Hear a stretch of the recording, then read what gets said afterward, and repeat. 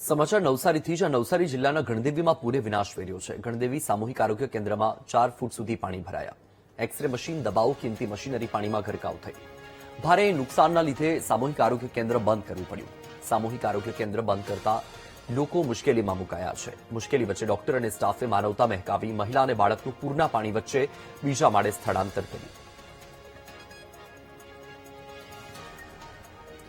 વધુ માહિતી આપી રહ્યા છે સંવાદદાતા રાકેશ સોલંકી. રાકેશ, ગણદેવીમાં પૂરે ખૂબ જ વિનાશ વેર્યો છે. જે સામૂહિક આરોગ્ય કેન્દ્રના દ્રશ્ય સામે આવ્યા છે એ પણ દયનીય છે. સ્થિતિ શું હમણાં?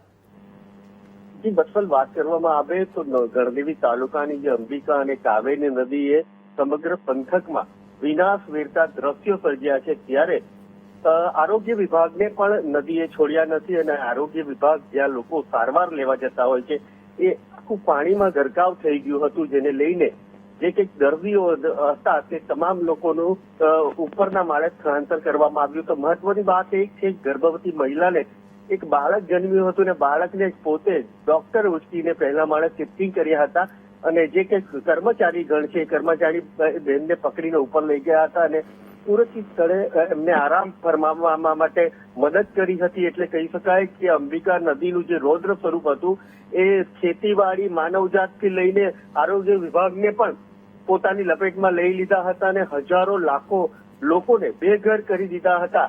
પરંતુ ખાસ વાત એ કરવા જઈ રહ્યો છે કે ગણદેવી તાલુકામાં 21 લોકોના મોત છે અને જેમાંથી 20 લોકોની ડેડ બોડી મળી છે અને એક હજી પણ લાપતા છે. એટલે ભયાનક દ્રશ્યોનો આપને ખ્યાલ આવી શકે કે ગણદેવી તાલુકો સમગ્ર જે કંઈ પાણીમાં ડૂબેલો હતો અને ચીખલી તાલુકો પણ પાણીમાં હતો, જેને લઈને મોટી જે કંઈક દુર્ઘટના બની છે.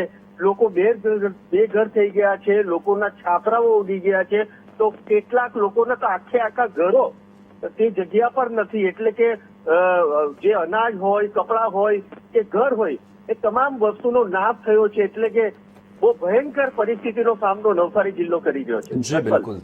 માહિતી બદલ આભાર રાકેશ.